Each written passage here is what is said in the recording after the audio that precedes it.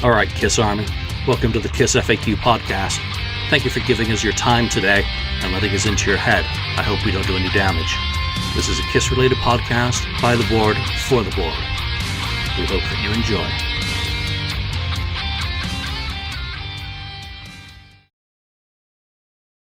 Anyway, Gary, good to see you again. Great to see you. We didn't get a chance at the last couple of Rock and Roll Pod Expos, but this year, I don't want to talk about Cyndi Lauper or Nelson or any of your other stuff. I got to do just Kiss. Okay. Because it's the 30th anniversary of Paul Stanley's solo tour this year. So Yeah. I wanted you to be the first one of the band members that I hopefully get a chance to talk about, reminiscing about how that tour came together. Now, I know you did keyboards for the Crazy Nights tour, but you had some ups and downs during that. You left the tour at one point and then came back for the European leg. How did you find out that Paul was going to be doing a solo tour in February of '89? Well, like you said, I had been on the Crazy Nights tour, then I left, then came back for the Summer Monsters of Rock tour, so I was actually back in the circle at that point. And Paul just called me up and said, hey, I'm thinking about doing a club tour, as you know, a solo club tour. 4 shows, just go out and have some fun, put together a completely different band, but he wanted me to be a part of it. Right. And he wanted to get to play some of the stuff from his solo record that he never got to play and just go out and have some fun. Was there any friction? Because None. There's been some challenges with your separation from the band during the tour. No, but at it that was point. all smooth? At that point, everything was beautiful. And to be honest, I think I got along better with Paul on his solo tour than any other tour that I ever did with the band. Because he was in a different place mentally. Like he was just there to have fun. There was no pressure. There was no none of the competition for the spotlight with Gene. Right. You know, he was in the spotlight, and we were there to support that and do as good a job as we could, and we had a blast doing it. Right. So the approach was he just called you up out of the blue. You had already left. Did you have any anticipation of working with Kiss again after the Crazy Nights tour, or had you moved on and just gotten that call? No, you know, the stuff that happened during the Crazy Nights tour was pretty much nipped in the bud when I had gone out for the start of the tour and then was sent home around Christmas time, and then I was brought back for some shows in the U.S. and then sent home again. And when they called me to do the summer, the Monsters of Rock that summer, we kind of worked out everything that, you know, all our differences for what had happened on the Crazy Nights tour. Right. And we worked out our business and set things right, and I never had another issue with that again. And so the Monsters of Rock tour was amazing. That was a great tour.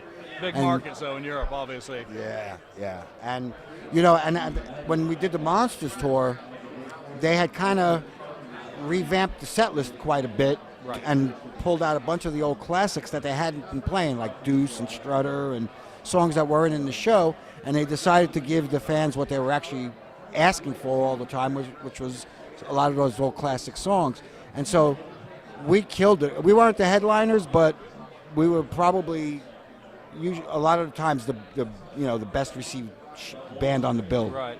Now that tour, obviously, they did bring back the classics, but on Paul's solo tour, he brought in 3 songs from his solo album, 78 solo album, a couple of rare or obscure songs from the Kiss catalog in terms of, I think, Let's Put the Axe in Sax and Hide Your Heart, which hadn't even been on an album. Right. How did the set come together in rehearsals? Did Paul pretty much come in and have a great idea, this is what I want to do, and what the roles of all you guys in the band, how he wanted you to perform, or was it more organic? See how the band worked together and go from there? I don't really remember, but I would be pretty certain that the song selections were all from him, and I would probably imagine that we learned more than we actually did, and those decisions were probably made organically when we were in rehearsals and seeing what songs flowed and what songs sounded good and what songs he liked playing. obviously Paul already knew you as a keyboard player and how Right. you could fill the holes, Right. so to speak, in the set.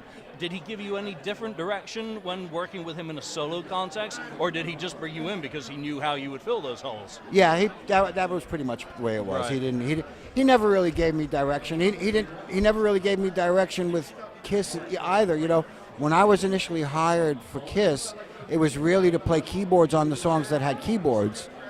But once I was there, I wasn't going to be happy playing 3 songs and standing around watching 14, you know? Right. So I found a way to play on everything and do it in a way where I wasn't necessarily playing keyboard type parts that drew attention to the fact that they were keyboards, but it was more about filling in this, like you said, filling in the holes and just strengthening what was there from them just to make it sound better.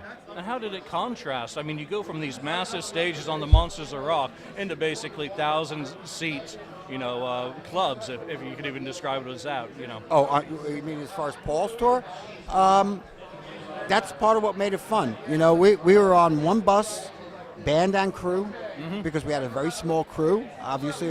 So we probably only had like 4 guys on the crew and 5 in the band. The bus sleeps 12, and so it was tight quarters, and including Paul. Paul was on the bus with us, and we were playing clubs, which was fun. You know, it's different when you're struggling and you're playing clubs and you're struggling to do that, as opposed to staying at the Four Seasons, pulling up on a tour bus, but playing clubs. Right. That are sold out and mayhem because more people wanted to come there than they could fit.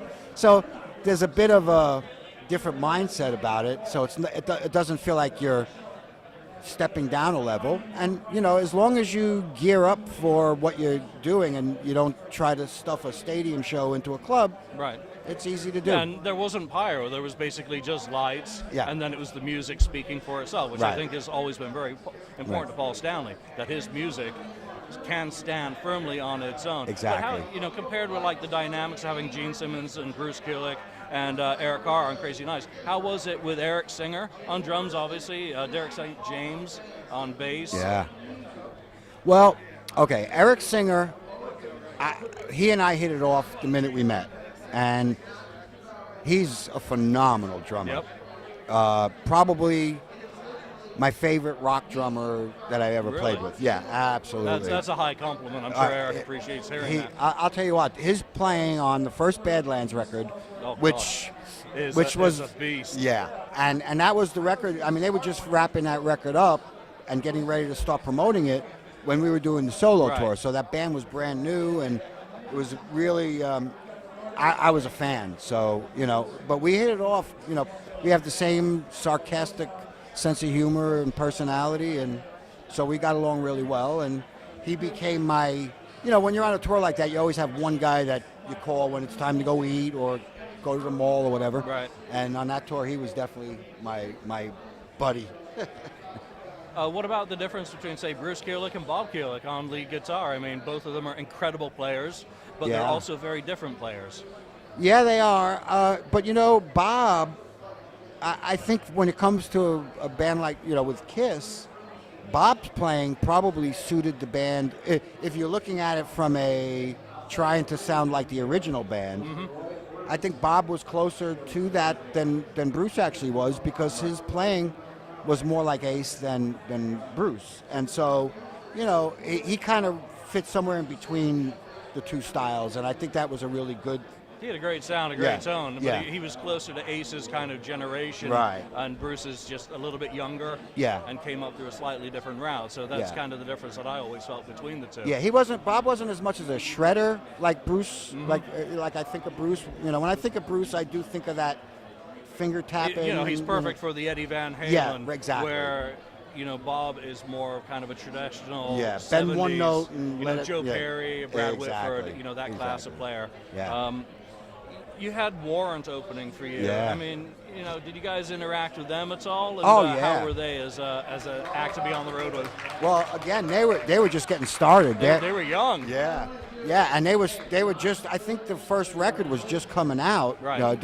And so they they were at the point where they would get to the club at 3 PM and wallpaper the club with the album covers, and they were going and doing in-stores and trying to get the record launched, and they were thrilled to be there because they were all Kiss fans. And so there were so many bands that came through my time there with those guys, whether it was Paul or Kiss.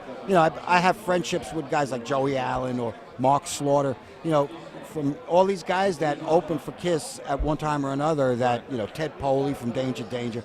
All those guys grew up being Kiss fans before they were ever musicians.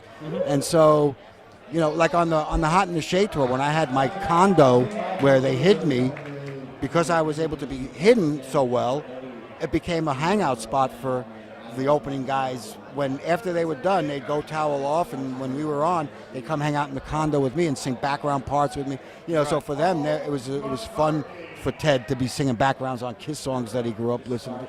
It was always a lot of fun. That's one of the cool things about the videos from this tour is that you're actually on stage. You're not off stage, or that one Crazy Nights video where you're caught kind of behind the curtain. You see the magician. So that was really nice to see you as a fully kind of integrated and respected member of the band. I mean, regardless of how important what you were doing is on the Kiss tour, here you're a member of a band, right? Fully. Did that make you feel better as a musician, obviously, to be kind of fully validated? Well, it's strange because Kiss is the only band that I ever did the offstage thing for. And like I said before, I was fine with it because, A, it was the job description when it was offered to me. It wasn't something that they sprung on me. And I completely understood why they would do it. I wouldn't accept a keyboard player on stage with Kiss, and I'm a keyboard player. Right. And so I wouldn't expect the diehard Kiss fans to it never bothered me to do that, and I never really felt like it was a disrespectful thing. But there were other bands in the 80s that had contacted me at the time to do the same thing for them that I said I wouldn't, that I refused to do it for. Right. Because to me, they didn't deserve to have that luxury of hiding the keyboard player. Right. There were keyboards all over their records, and there was no reason to hide. It would be like, then why don't you hide the guitar player too? I mean, so. Absolutely. But with Kiss, it was totally understandable.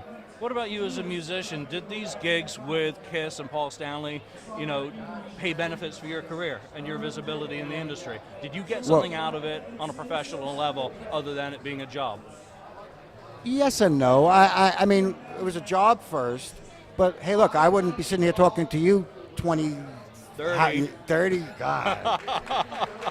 Oh, boy. Yeah, 30 years later, if it wasn't for the fact that I did it. So there's definitely benefits. And, it was during my time with Kiss that I got the gig playing with Cinderella. So there's always going to be those benefits because that's the nature of the business. It's all about personal relationships and meeting people. And, and when you're playing with the headliner, you get access to everybody that comes through. Right. And so, I made a lot of friends, and a lot of friends that I still have to this day. And some good memories. Absolutely. I'm curious about the catalog. Obviously, Kiss had already started that shift back to the older material that would ultimately create on the Shade tour. Right. That was a full 17, 18, 19 songs. Yeah. Really old stuff. Did you have any favorites performing with Paul? I mean, it must. When you listen back in the 80s, we think of Let's Put the X in Sex, and that's not going to be many Kisses fans pick anymore. What were some songs that you really enjoyed playing that you can recall off the top of your head?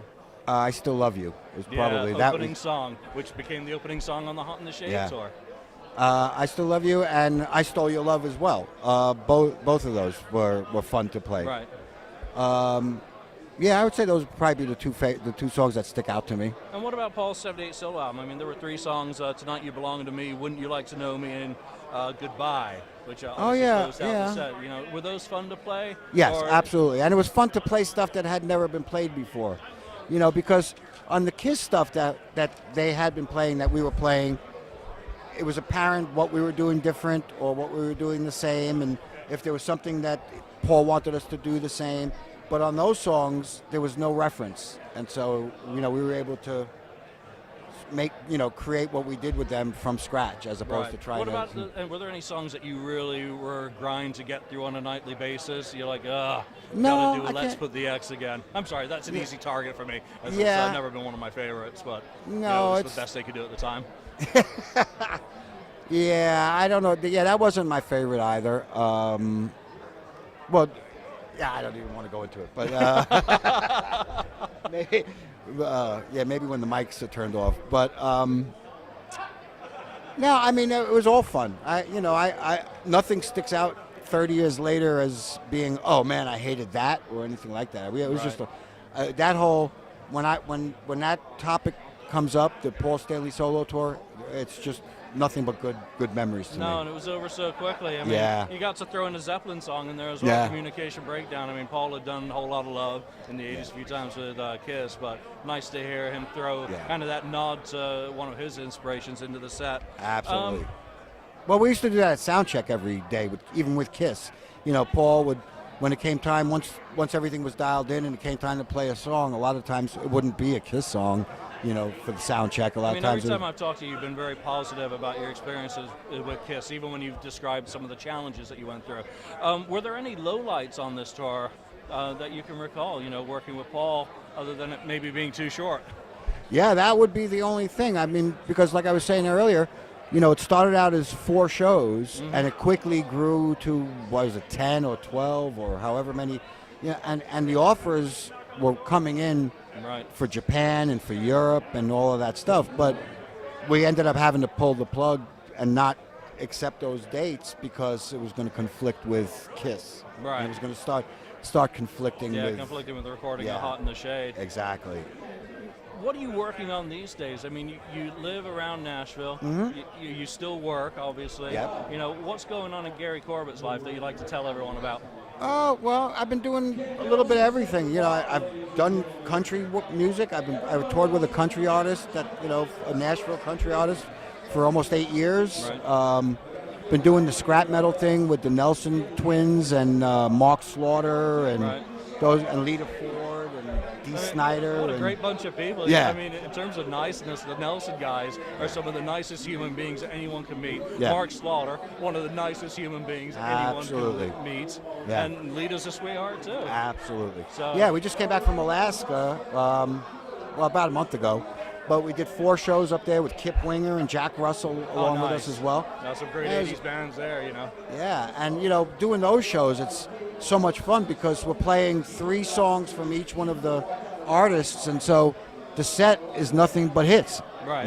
And so it's always a blast. Michael Sweet has done shows with us. It's people like my age is, soundtrack to our teen years. Exactly. As we're getting to the age where we want to look back, what a great night out to go out and listen to those songs that played on our Walkman or stereos, back in the day. And even like we have Barry Goudreau and Elliot Easton from the Cars. So to be able to play Boston songs and Cars, we started out as fans too. So for us to actually get to play those songs, it's a thrill. So, and you're doing what a working musician does. You're working. Exactly. Because that's ultimately what it's about, isn't it? Exactly. At a very early age, my dad instilled that in me, that if you're going to do this as for a living, you can't always make the choices to only do the stuff you love doing. You got to sometimes do the stuff that pays the bills. Awesome. But, there's very little in the way of making music with people that ever feels like a job to me. I really struggle to even come up with anything. If you're talking about like being on tour and playing, and I always loved my job. Well, that's a great way to end. Gary Corbett, thank you very much for taking the time to talk to the KissFAQ. And great to see you. Hopefully see you next year at the Nashville Rock and Pod. Absolutely. All right, thank you. No problem. So, Thank you for spending time listening to the KissFAQ podcast today. All sales are final, there are no refunds. If you'd like, look us up on Facebook or come over to the KissFAQ message board and discuss the topic we've broadcast today. Don't forget to rate us on iTunes, Spreaker, or wherever you've listened to the show. We hope you'll join us again.